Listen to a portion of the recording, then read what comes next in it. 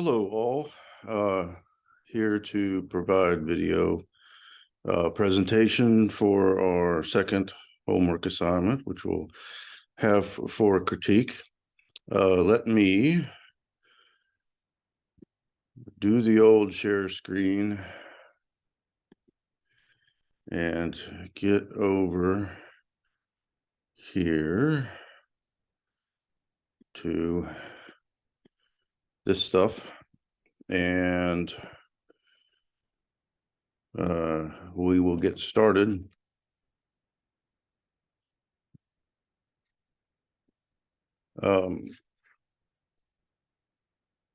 Talking about what we will do for homework number 2, big drawing project that you'll bring to final critique. It'll be a lot of fun to make it. Always fun to see them. And,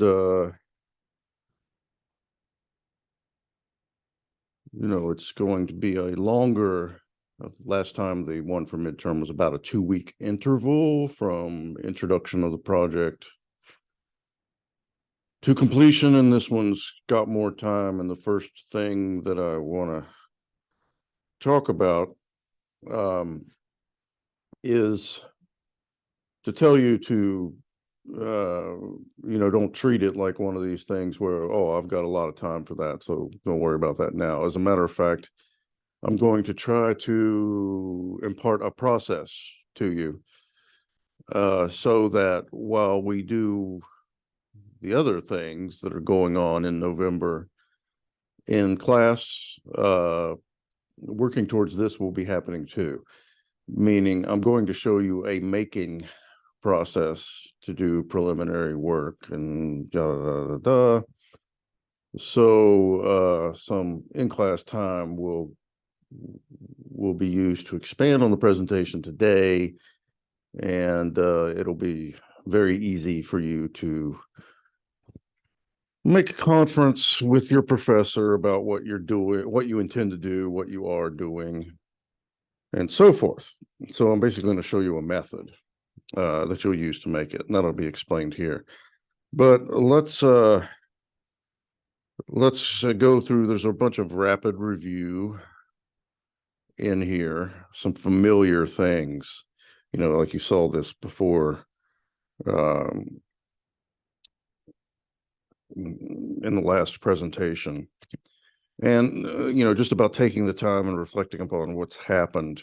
You've learned a lot.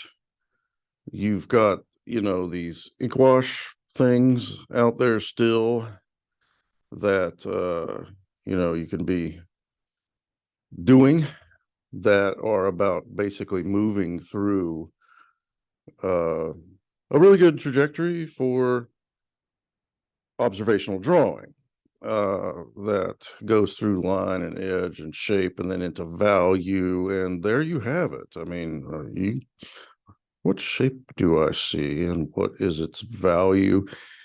And so now you've got these ink wash things that are sort of like pure value studies after doing dry graphite pure value studies. And now we've had the model and we've been doing life drawing. So hopefully now when you look at something like this, in addition to knowing who it is, maybe you'll tell me. Of course, maybe you'll use some kind of software that looks at this and tells you, so you'll cheat. I don't know, but it would be nice if everybody actually recognized this person. You can tell me next week. People usually can't recognize him, and I have to give hints, and but these two examples real quick, because it's dealing with recent stuff that we've done, portraits of faces. I've got lots of figure things in here, breaking down, finding this shadow pattern, right? So before we get little more subtle gradations, we try to find a distinction between shadow and light and find that pattern. So just like long ago when I had some not famous people that I saw on the wall of Pamela's Diner or whatever, I now recognize, in addition to everything that the person might be, that they mean, or if I know them at all. I may not recognize them. But I see these shadow and light patterns as actually the way to really do portraits. And notice how like there is no observable open part of the eye. Here we can't put in that symbol or what we expect to see. We have to, do these weird, crazy shapes that you get when you trace, to make a stencil, and they never look anything like that. But turning the corner into seeing just value shapes, shadow patterns, it's like that's the way to do it. You want to get really good. You conquer what you expect to be there, which is always at its worst around the eyes. You observe value and shape. You can draw anything. You learn how to break it into shadow and light. So some things like this are handed out a while ago. I'm in no hurry because working on several things at once is really good, and not being able to rush through things is really good, and having wet media that won't let you act like a pen or a pencil. There's all these things that are really good about the ink wash project. Looking at busy, ridiculously detailed things from Western art history that are all complicated and seem impossible to ever complicate. I could never finish a copy of that Mons. It would take me forever. So I just want a value study of it. Learn to do that with your eyes, which is why I'm always saying, well, squint, or, like break that down into values. To learn how to not see all this little itsy bitsy stuff and not think about Bacchus but to formally analyze areas of value is some really good working those muscles of the perception.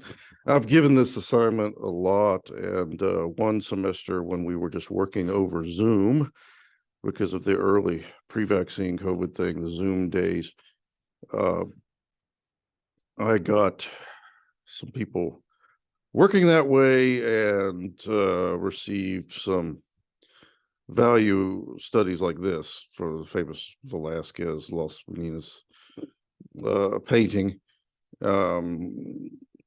It really is just the great sort of general to the specific thing to do, right? Learn to first and foremost see value, see shadows. Don't get picky. Keep it a little loose. I mean, these are tighter than they might have been, but oftentimes students they'll get into this because they can sort of like rapidly, they're buffing in tone like you did on an animal picture or something like that, and they're rapidly putting together a satisfactory sketch or breakdown of a famous artwork. Like they get into it, and sometimes they take it much farther than I even asked them to. So think about that, like going from the drawings of animals to the ink wash studies. Well, then what if you pulled the graphite back out and tried to do what you did with the ink wash with graphite from a seemingly, impossible, intimidating, source like this one from art history. And it works if you practice, and it's the thing to do. It's a thing to do. We began in the very beginning working on not seeing what not putting down a symbol, never doing that. Instead, beefing up our perception. Hey, gesture. We introduced the concept of gesture. So we have, like, it's fair to say that Pontormo, a zillion years ago, well, 1500 something, wasn't working from photographs, but maybe, I don't know, maybe those the models were really ripped and shredded and buff. Sometimes I think there's some exaggeration going on, but I know that these were not sourced. This was not done on a tablet and not sourced from, these old master drawings had to been made, gesture was the basis of all this stuff. You had to work out from life, from posed models. You had to do it naturally, and naturally meant gesturally. I love to look at the pictures where they're composing these, things, and there's these really kind of gestural, scribbly, loose things going on, that are nowadays we have a lot of methods, and I'll tell you one for your homework. I'll tell you a convenient modern thing that we've got, because when it comes right down to it, uh, I got a lot of images like this. I kind of collect them because of my long history with teaching people to work from the figure and basically doing something the old way. Um, Once we get adept at these processes and working, our drawing gets good. Here's that structure stuff, so we feel confident and we can work this way. Well, we don't do that because our goal in life is to draw naked people. The fact is that we aren't in 1600, something like that. This is always a surprise to my, these classes I had where we figure drawing, figure painting. Both were always very popular because people are aware of that. They like to do it. I never had to sell them on skill development, working from life. It works. But then I have to do the harder part of my job, which is, guess what? This has been around forever, but this thing called photography happened, and modern art happened, and lots of things have happened. And I want to know what you're going to do with this. It may be just fine that you will draw portraits of people in the future, and if they are reasonably technically good, people will give you praise for that, and you'll be happy. But for my homework, I want you to ask the question of why, if I get so good at this, which, by the way, will lead you to a kind of photorealism if you keep at it. I've seen it happen so much. Eventually, there's just dots. There's not that many hard edges. It's actually really the contrast that kind of makes us believe in those hard edges. And if we get super good at perceiving value and everything else, you'll end up with this it can lead you to photorealism. And in our day in, day out work from posed live models, people might produce figures like this, which, by the way, I invite you to examine how not picky it is and how the changes in color are doing the work, not really, really tight line stuff. It's actually a very loose painting, but it has enough changes in hue and value and intensity and so forth that it satisfies us. I throw this thing at them and say, guess what? We live nowadays.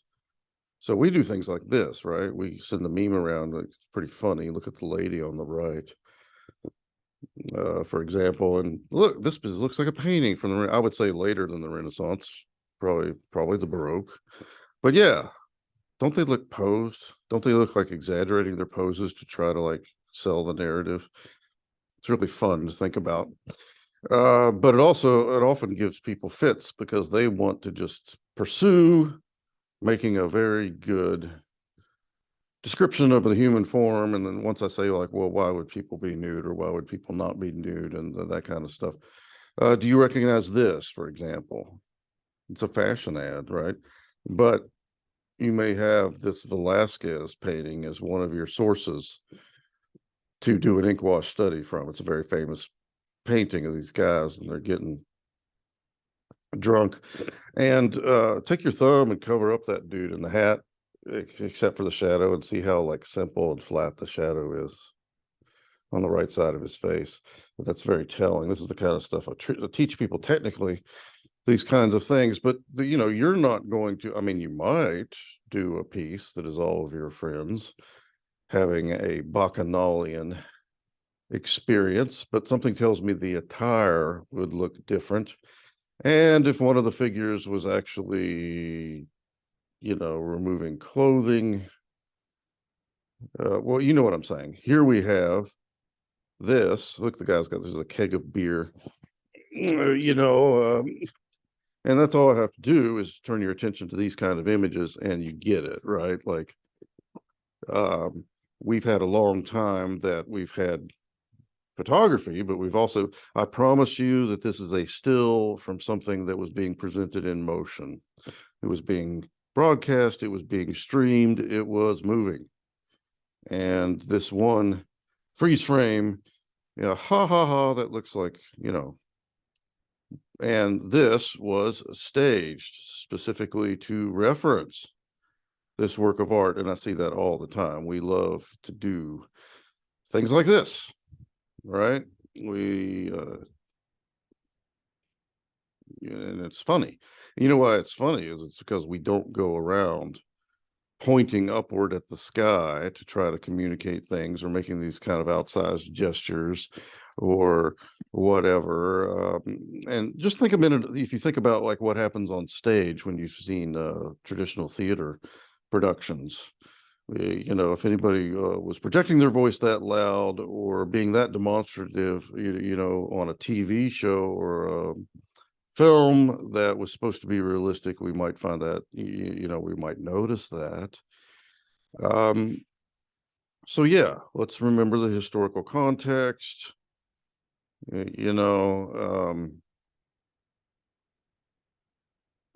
Yeah. By the way, these kids, this went around on the internet and it turned out that these kids weren't as naughty as everybody thought. They were actually looking on their phone because there was a follow along with the docent kind of tour thing. So they were actually looking at something that had to do with the show. But the second you see it, it's sort of like, this is everything that's wrong with the world. These kids are always on their phone. There's a great work of art and they don't even care. They're too busy on their phone, which that exists. What I see most of the time these days is people taking pictures of themselves in front of the artwork. Like the reason the artwork is there is so I can pose in front of it and take a picture.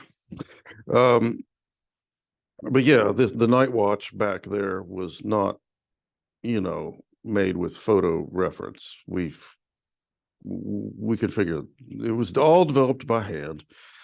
And Rembrandt, by the way, you heard me talk about Rubens, that being something more like the contemporary counterpart of that would be more like a film crew today, like a lavish, expensive film production. So while this was a big deal and somebody's putting up big bucks and there might have been other people helping or whatever, models were posed, right? And hand sketching from that. And,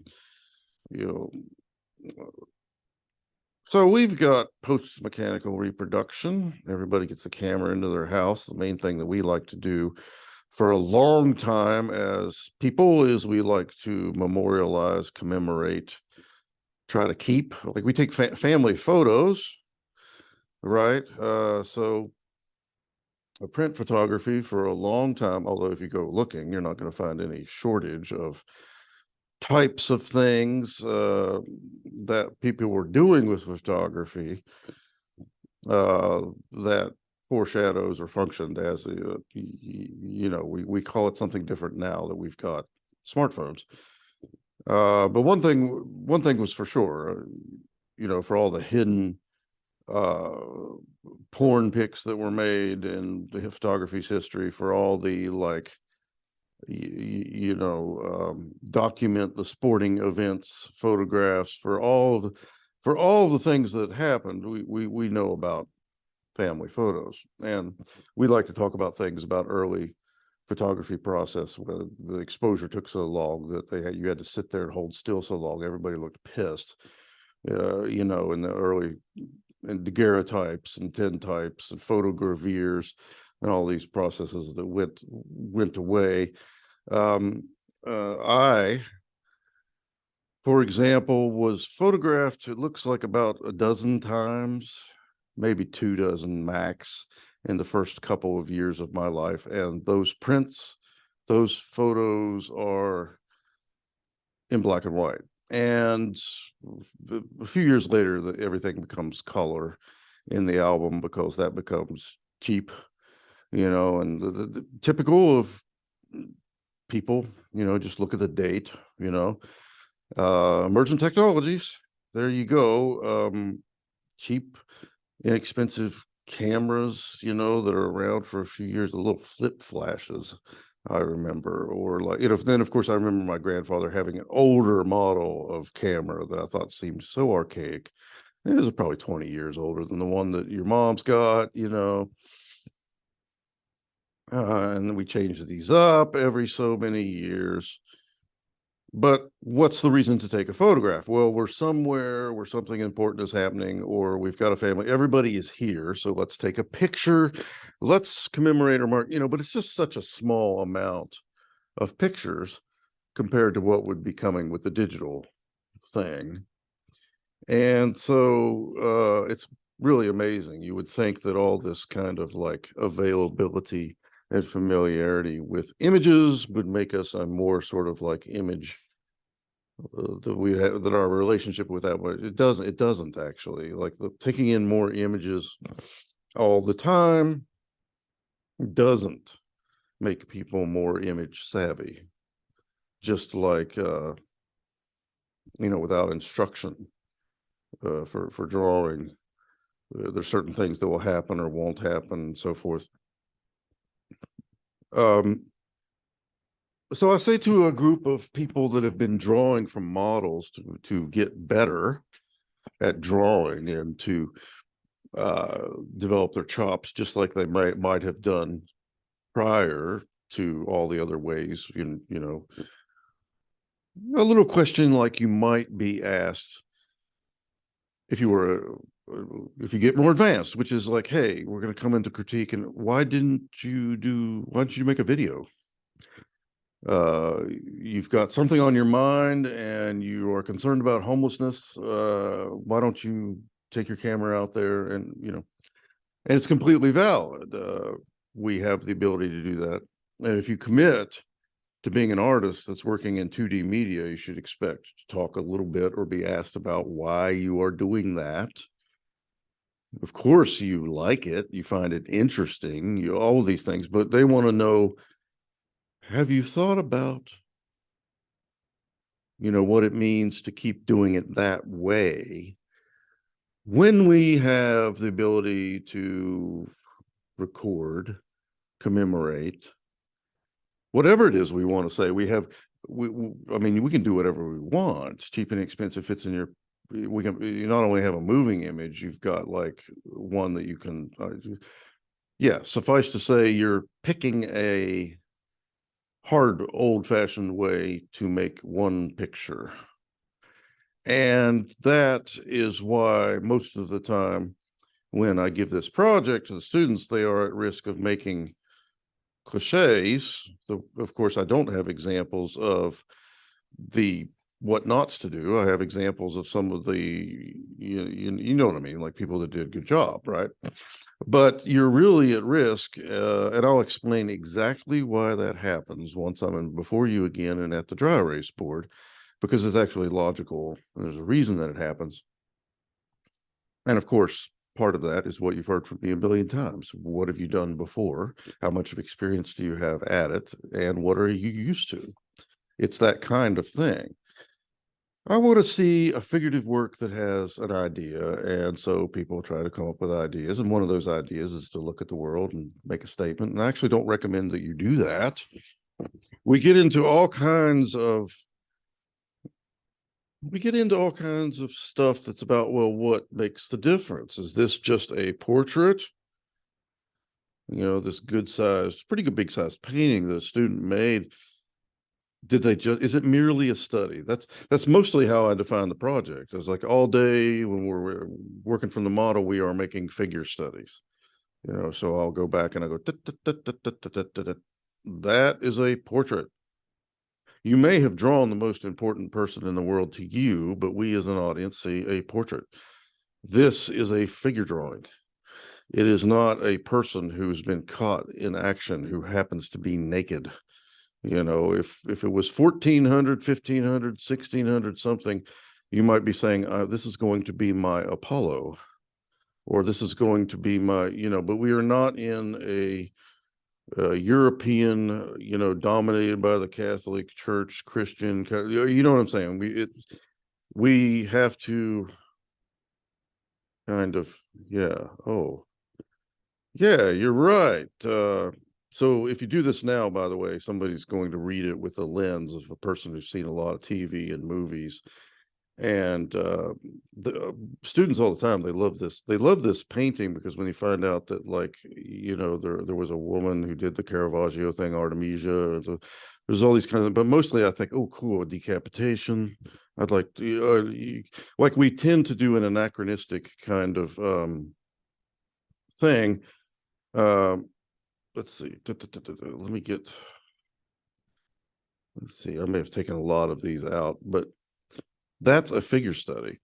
It's not a story about this particular person who happens to be waking or slumbering, or, like, you know what I mean? They were posed in a reclining pose for the purpose of painting them, and we know that. And so why we find this amusing enough to make a meme out of it is because it looks like, for a moment there, it looks like we had to freeze action and tell everything in one static, flat 2D picture. We know what it actually is. We know what happened, what's about that. We know all kinds of things, but it's not a staged allegory or biblical or religious theme to kind of, it's not any of that. None of the what is going on in this picture existed, actually, in the late Renaissance or the Baroque or whatever. And of course, fashion photography. Well, yeah, you get my drift, right? So when we see sculpture of a Pietà, about Christ, or some important rich person or powerful person from somewhere in the Netherlands, or like whatever it is, we know the second we go over to this image and we see family, we start thinking about different dates, we start looking at attire, we contextualize it. Where in the world, what time, what place, made by who, we start doing that. So it's important to not then go do something out of context, because I tell you, if you put nudes and you don't think about it into a picture, people will probably start thinking it's humorous or it has to do with sex. So that's the first thing I would often tell them is clothed, unclothed matters. I'm not going to make you strain over all these kinds of concerns. You don't have to. There's a funny one. How about a Pietà? This was the artists themselves on a bed of fish, so it looks as absurd as it is, right? Or narratives like this that we know are contemporary. And I don't even remember what the young artist said about all of that. But suffice to say, if all the people with the fishing poles weren't naked, we might wonder why they are naked, because we know we're not looking at an artifact, from long ago. So lots of the things that my students would come up with for these, one project was a life-size drawing, like some part of the figure needs to actually match up to, I think the drawing on the left is not that big. I think the life-size part of it is probably like Pikachu is probably life-size, and then you have a recession into space. Over on the right, somebody's doing like a tumbling or a handstand or something, and the whole, like, that was a big drawing. Like, the whole figure ends up being kind of to scale. These don't tend to be super content laden. They look a little more like moments of fun. The person on the left had an interesting cosplay. The person on the right is really just, well, look, this looks like a light, fun moment. I loved the story one time when this painting, and I love how effortlessly the student, the artist, seemed to just think about their life and come up with ideas, because it can be that way. You have ideas, you have experiences. It's not that hard. A lot of my students, though, once they felt like they had to come up with an idea for figures and what they want, would really struggle. And that, again, is something I want to just address when I see you again. Just take 10 or 15 minutes with the dry erase board and, just do this, don't do that. Here's most common errors. Here's why, because if you actually just let yourself think and then casually grab some of your thoughts, you'll have plenty that you can develop into a nice, drawing. In this case, it was a painting. I don't care if you make a painting, by the way, if you want to do a watercolor, if you have access to it, you don't have to. If you want to, then go right ahead. It could be, we'll talk about that too. But most of the time, people think they have to do so much more than they really need to. Things come out well, usually because of how you carry them out, more than how great you think the idea is or isn't. And we had a critique. We've been through that once before. It's not your first rodeo, but this person, like, she bartended at night, and she said, I have this kind of alter ego I think about sometimes. I call the Avenger. And at that point, that was all, like, I already knew where this was going, because I sort of had to see, yeah, right, like, you tend bar, so there's probably like these dudes getting drunk, you know what I mean? Like, it's that fantasy that you could actually, like, smack them, when they start misbehaving or whatever. And so art can be really good for that. You can have these, like, yeah, what would that look like? What would that be? All you have to do is kind of find out, right? So it went over really well in critique too, because just straightforward explained, like, I have these kind of fantasies when I'm on the job sometimes, of, like, of course, she doesn't literally smack anybody, but everybody, kind of has these kinds of thoughts, and so it ends up being sort of humorous, but it's actually topical too. There's stuff to discuss. Little subtle things or whims or things that we dismiss or throw away can usually be developed into terrific stuff, which is a big point I want to make shortly coming up. I think what made this painting work so well, which was based upon a photo back in the day. By the way, almost everything that people do or have done for this kind of stuff, I can see as a meme nowadays. Like, I can see the text. I know exactly what it would say. It's like, are we hand making memes? Because if we have a commentary, or if we have an observation, or if we have a point, or if we have an axe to grind, or if we have a fantasy, or if we have a good joke, or if we have maybe several of those things at once are going on, you know. Uh, but I want to talk a lot about subtlety, because for reasons, again, that I will detail more, we think we don't have an idea unless we have a, so, well, I feel like that's not enough. It's what we tend to tell ourselves. And so, for example, you may want to discuss an issue like immigration, but, like, does that mean you should do it the same way that it appears on a TV, a dramatization, a billboard, a political advertisement, or these are all things that are probably going to use the most immediately recognizable, in your face, kind of quick, and I actually think that there are many ways that and more effective, by the way, because that's how you get around cliche and then the obvious, is to observe from a distance, or to do something that's a little more quiet.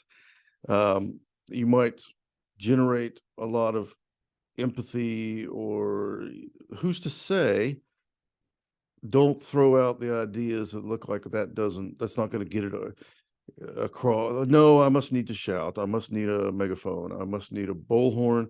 I must need to, well, that's not necessarily true. And I can explain why we tend to think that way. There is a lot of worth in investigating what you think is not enough. So I talk about the subtle, or I'll give specific assignments there. I'll say the art words are banal, everyday. Of course, the fancy art words would be like quotidian. You ever heard the word quotidian? But the mundane and I mean, it might be that you don't have enough of an idea and it's going to look like you mindlessly copied a photograph. The other side of this coin is, don't just pick an image that you think is cool and copy it, because it may look like that. Tell us more than I like it, right? So doing that doesn't necessarily mean you have to overtell us. And I think we do think many times that we have to do more than we have to do, or we think we have to have a certain relation to the subject, or all there's explanations and reasons for all that. Notice how the instance, because I've been showing a bunch of images of work that employs traditional representational skill. All of these do that. All right. But once I go from these images to this one, all of a sudden it's much more charged. It's much more loaded. It's much more sort of, and I would say you don't have to do that. You don't have to, it doesn't have to be heavy. It doesn't have to be, I recommend instead that you tell yourself that your everyday life is full of stuff that is good for art making, and that you do not have to go to, now of course you may feel really strongly about stuff that's going on in the world, but nobody's forbidding you from talking about that. But how do you talk about it? We will have conversations about this. So are you working enough in your sketchbook, by the way? So I have this whole thing that is about making and thinking that I want to talk to you about next week. Like, how do you really do this stuff as opposed to what we think we have to do? Just talking about that. Please be sure to bring reference images, and plenty of them. We tend to say, well, I like bicycles. We got one picture of somebody riding a bicycle, done. No. Take a little bit more effort. Here's the whole thing. You would think, since we had access to every image that's out there in the world, you'd think that would make us, no, it hasn't done that at all. It has not made us. Now, when I ask people, do you collect screenshots, and they just pile up somewhere and you never go back through and look at them, that's true. But just as the general population does not have a greater visual acumen than they did when I was young, but I've also found that the ability to get your hands on every image, so many more images, and every one of them, like, that hasn't made people take advantage of that as a tool necessarily any more than they would have when we were limited to magazines and newspapers and books. Interesting that the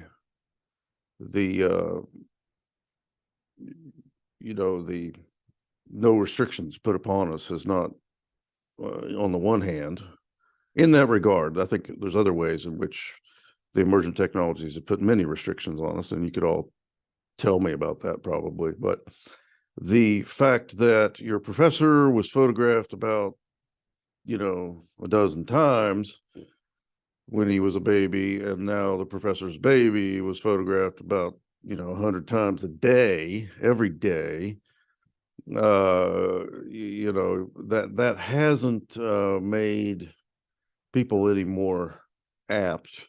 I mean, of course, people take pictures constantly and share them constantly on their phones and so forth, but it hasn't. They pull out their phones and film stuff when they should act otherwise. That's all very real, but it hasn't resulted in everybody sort of understanding how to turn any of that stuff into anything. People get the idea to make vlogs and to create Instagram accounts, hoping to be an influencer. There's all kinds of things that have happened, but as a person who's actually engaged in creative work and visual culture, we can say that, like, no, it hasn't raised these things over here. They haven't gone up at all. They haven't gotten any better. If anything, they've gone down. While you might reason that they would, but we as artists can change that, right? Now, you don't have to embark on a lifetime of confronting the problems of representation in 2022.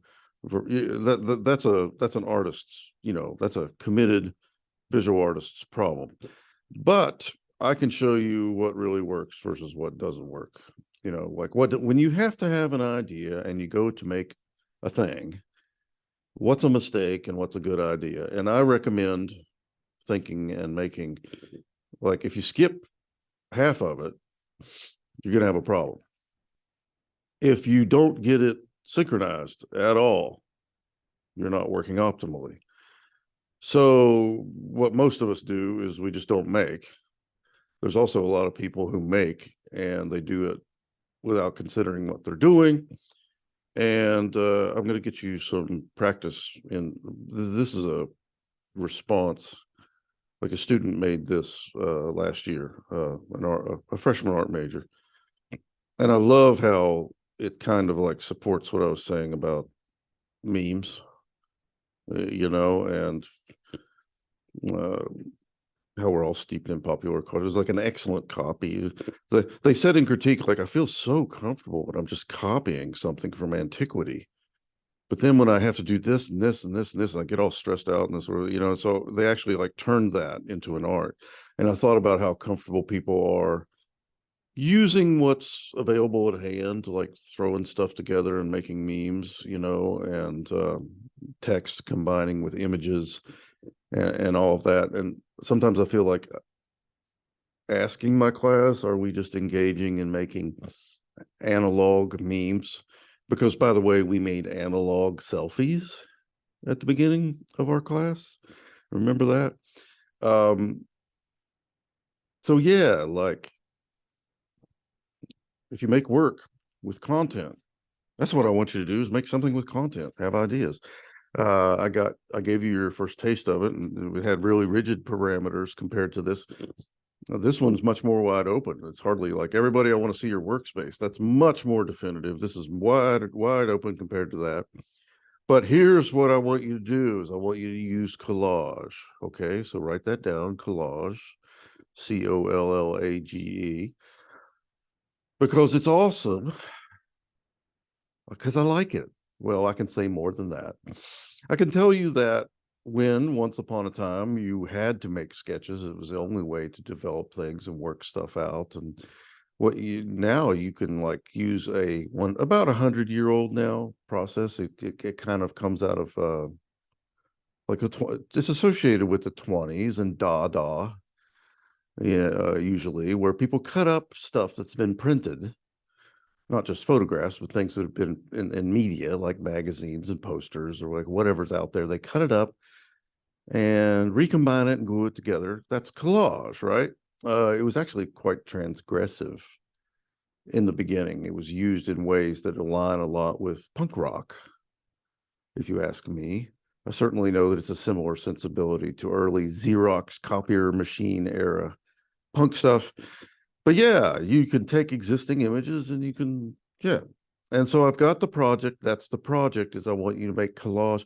Your sketching, your preparatory sketching, you're going to make a drawing based upon collage. And I'm going to show you a specific process that I won't thoroughly detail now. All you need to be doing now is think about ideas that you have. And remember, don't try to see it fully formed and finished in your head. Don't try to have eureka moments. We're going to use making and thinking in tandem because that's what actually works. For now, gather imagery that you find interesting and gather a lot of it. And don't just get one thing for a particular idea.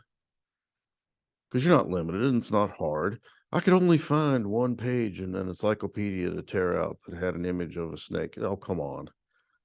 You could like shard out so many snake images so quickly and so easily now. It's not funny.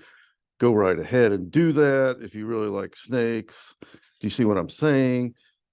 This drawing made by a student a few years back, I think they were of French lineage.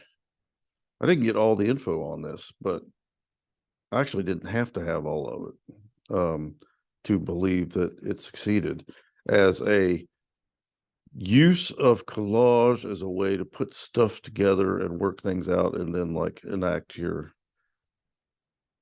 observational drawing skill, which is basically saying copying, like I've been teaching you how to copy what you see in 3 dimensions in the world.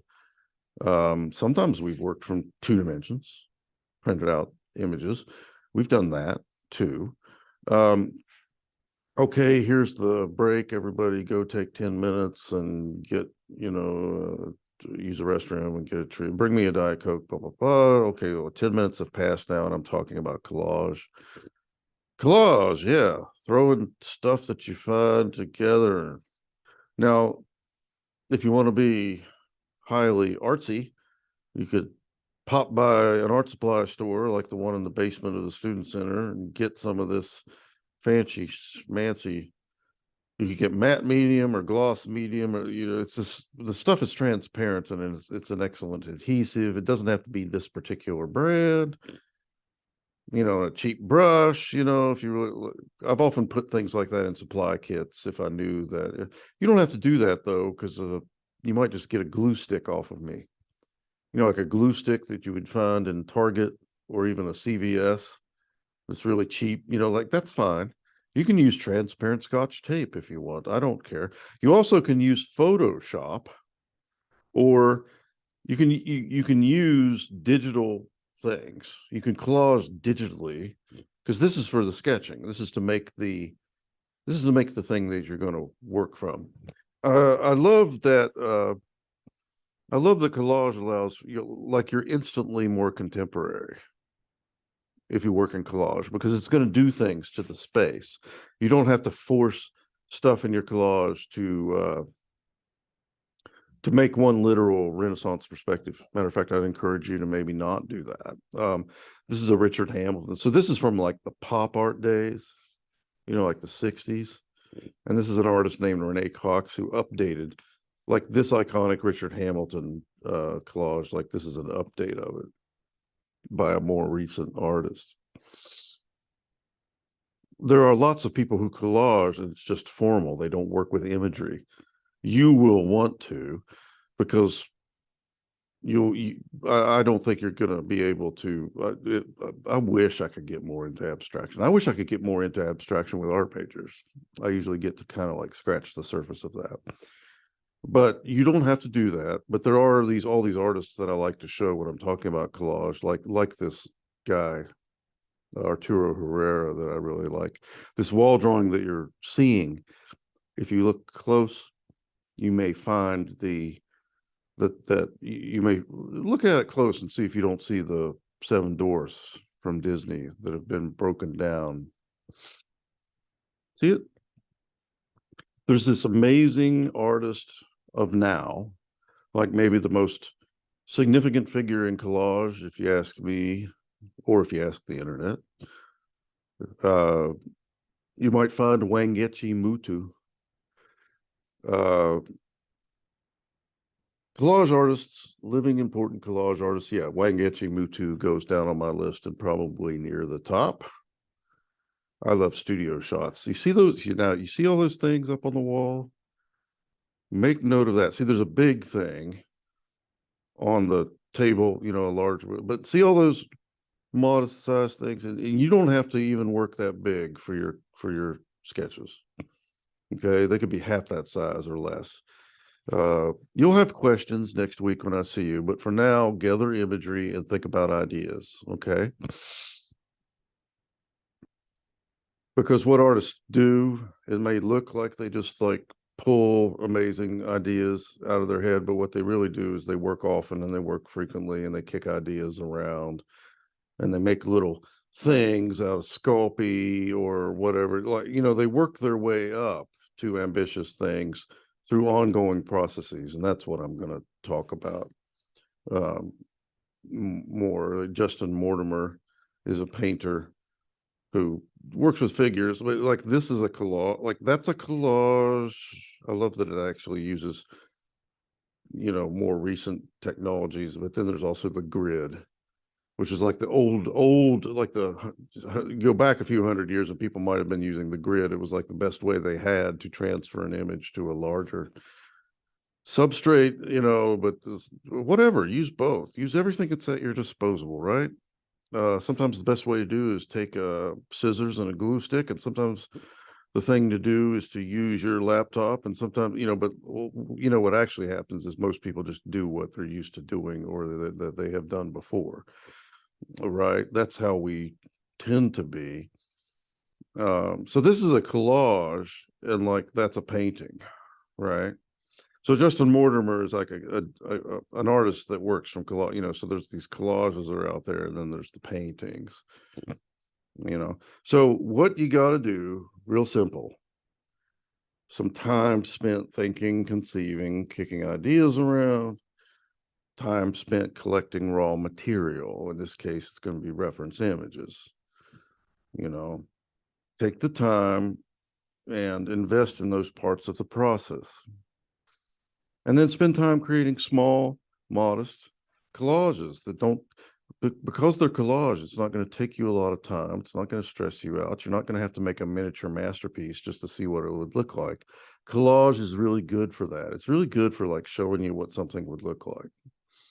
And it's immediately going to give you something other than if you have like one picture that you took and you just copy it straightforward. We're going to throw stuff together. There's this artist, a contemporary artist named Nathaniel Mary Quinn that I think of when I think of collage. You don't have to do something that looks strictly like collage. Let's talk about student work. Or you don't have to do something that looks just like Nathaniel Mary Quinn. Matter of fact, with examples, I always try to remember to tell people what you're going to do is not here. Please be influenced and affected and get your mind fertilized and all this stuff from these examples. But remember that I am not telling you to pick one of these things and do something just like it. That's not what I'm doing. Yours, matter of fact, what I love most is when people do something that, like, I want to show it as an example in the future because I don't get something like that all the time necessarily. So this is like a real simple, like, you know what this is? This is 1 + 1 = 2, kind of, in which there's a simple idea of like, this is not literal. You can't go out in the world and just take a picture of a cat with somebody like saddled it up and is riding it, You're going to have to take one and you're going to have to take another and you're going to have to put them together. And that's what was done here. So I would say that this is like one of the, like, it's very simple. Like this is a very simple kind of collage. And then here, not saying anything pejorative or at least, but objectively, what we have here is very straightforward. Okay, beauty, so we got butterflies and then we got ladies' faces and then we're cutting them up and putting it together and we're drawing from it. That's all fine and good. This, like, I actually recognized the advertisement. I had a magazine and there was this advertisement on the back out of these cats. Like the one thing that the person added was the pills going across it. And they drew well from this, but they didn't come up with all this, samurai sword wielding cat kind of stuff. That was this is another one. It's really simple, beautifully drawn, but it was 1 + 1, which is whales. What if the whales were, up? It wasn't the ocean; it was the clouds, which is a cool little thing, and they drew it really well, and I'm happy. But I would always encourage you to get out there a little bit. If you talk to me about it. Like most of the time students don't.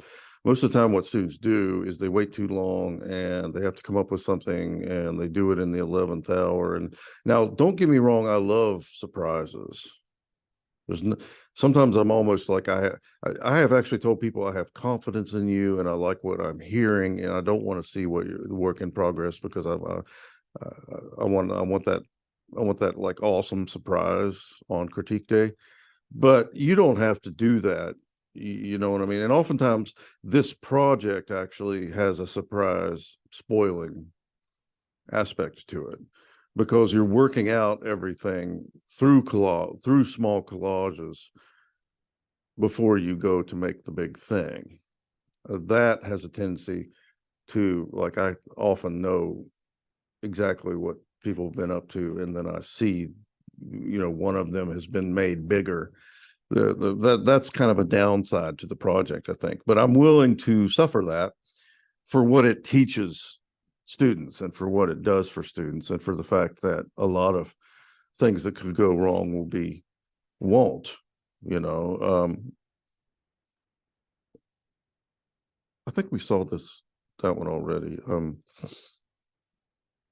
This, of course, so here we are, like, trying to get around the obvious, trying to get around the cliche, trying to get around people are cutting up old books, so they got sources of businessmen from the 50s because it's an old book or what, but hey, look, I'm saying something about pollution, right? Which is uh Coke cans and a tire in waterways is that definitely equals pollution, right? So uh the thing that I find curious about, there's that little bunny in the corner. I've actually found that kind of more interesting. I love how far they went in the drawing of it, though. Like, they really drew it super well, you know. So on that side of things, they're scoring really high. On the idea side of it, someone in critique could say, well, that's pretty didactic, or that's rather obvious, or sort of, this one too. Um, the historical images will look historical, that's a thing. Like, where are you sourcing your images from? And because here I wanted to talk about social class. I suspect in both cases these people drew very well and did a good job, but they may not have been spending the amount of time with the image hunting or the working out. I don't know how many collages they did before they made the larger work that they brought in. I want to talk about that. This was a non-major who had like this, like taking a bath on the moon. Having your fanciful, your fantasies, you know what I mean? Like your daydream, go right ahead. There may be something that you can. This is the collage, and that's the drawing. Um, there may be something. It's like, yeah, I wish I could, or wouldn't it be cool if? I had someone who, again, this was during the Zoom times. They were whole bunch. They were cutting up a Time magazines or whatever. And what to say there? Technology makes us oblivious to our surroundings. I mean, these fires that happened in California. What's written down there. That's their idea, which is well, if you ask me, I think this is how. They tried it a couple of different ways. They did one with the fire. They put the same two figures into a tornado. They had people doing a Beatles Abbey Road type of setup where they're like going to get a vaccine. So Abbey Road COVID edition. Um, so I want you to. So here's some digital collaging. I think this was the collage. That's the drawing. There's another. There's a collage. There's a drawing. This one that I showed you before came out of, like, there was a collage that the drawing was then they drew from that collage. Collage was made, then they drew a collage. So we're going to do that, but you're not just going to make one and then go. You're going to use collage as a way to show yourself what things would look like and work ideas out. So I know I showed you some things by this same student, and I think what I did is I mentioned this, but I didn't have the slide before. this is the whole thing, like the bears or sort of, how do you like it? You know, get in there, you catch the fish. We'll be the tourists. This guy had this idea of like riding my bike through all sorts of cities in the world. You know, it's kind of, I wish I could take this bike and not be limited to just, you know, Pittsburgh. So something along those lines. This student was talking about masculinity. They got all these late 19th century, early 20th century sort of images of young men. Although I think there's also like Swamp Thing in there somewhere, or like, I don't know, it was pretty complicated collage that they made, and then they just drew and drew. You have to really get into this kind of thing. I won't discourage complexity if I think you can handle it. It's going to vary from person to person, like it's because one person like, oh, I think that would be better if you loaded more stuff into it. Well, then the next person, it may be, are you sure you're going to get all that done? There's a collage. Again, this was a Zoom. We had very limited dialogue about work in progress or about the things like that during Zoom for obvious reasons. We had some restrictions upon us. That's not the case now. I'm trying to remember what was said about this, but I there's definitely some language of advertisement in this. I mean, let's face it, a lot of the images in the 20th century that were produced were not for art. They were to, you know, there was news, and then there was selling something, right? That was the sort of 20th century visual diet for TV and newspapers and magazines and things. And this is the big difference between some of these really old historical art things, is like that stuff wasn't in the world yet. Photography allowed for like mass production. A lot of things come out of that, and that pushed art into this different place. So you got illustration, you know, in this case, so somebody's working with pinup girls, that everybody, the second you see that, you're all like, that's nuclear family era pinup girls, is calendars or something, a titillation for men to look at or whatever. Um and the thing of it is a lot of the collages, like it was like, well, all right, okay, cool, you know, not blowing my socks off or whatever. But then they did they they made this really large scale, they like put it on a filter and did some wonky stuff and made it a monochrome and did it really big, you know, and that was pretty cool. Here I think the scale actually, like they handled it and really made it, you know, beneficial to them. I mean, just think about it for a second. They could have like, well, you know, I'm gonna do this at 18 by 24, that's that. I'm not saying you can't get something that's not incredibly powerful at 18 by 24, but and you could go up in scale and it could do nothing for you because you don't, you know, fulfill the deal. Adding color into your work is not automatically going to benefit the work. Adding larger scale, it won't automatically. But if you sort of like meet the demands that what you're doing seems to, you know what I mean, I will not discourage your ambition. Okay. So yeah, let me get back. Thought I put one. Yeah. So here it is again, the same three items.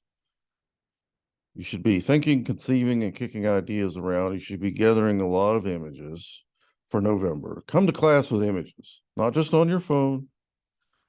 Print stuff out. Okay. It's not that hard. It's not that big a deal. Now you can do collaging on a tablet in software. You can do that, but then I may ask you to output it. Okay. So I tell you though, I've been surprised. A lot of people have just preferred to all the collected images to print them out and then get the scissors and the glue stick out. Like it's actually easier often. There are some things that are easier to do this way. There's some of these things that are easier to do that way. It has nothing to do with like, well, I prefer this and that's what I'm used to, if the quickest way is to get the ruler and just take a quick well, then do that. If the quickest way is to just fold it, tear it, you know. But if the most convenient, tool and best working tool for you, so I may actually make those kind of recommendations myself sometimes, because there are things that I do digitally, and there are things that I do as old school. It simply has to do with the right tool for the job. But if you make 3 or 4 iterations of ideas, something will happen. If you do just one thing and whatever happens, happens, and you draw that, you are not going to get probably, I mean, you might be really savvy and you might be really skilled at drawing and you might be clever and you might, but even then, well, then what would have happened if you had kicked it around a few more times, you know? So I'll talk more about this thinking and making when I see you again. For now, plan on doing number 3 there and make sure you are doing numbers 1 and number 2. Okay. All right. Any work like those ink wash um pieces that you still got, work on that. Let's get those in. I'll probably want to see those pretty soon. And any work you need to make up. Have a fantastic weekend, and I will see you. I'll see you on Tuesday.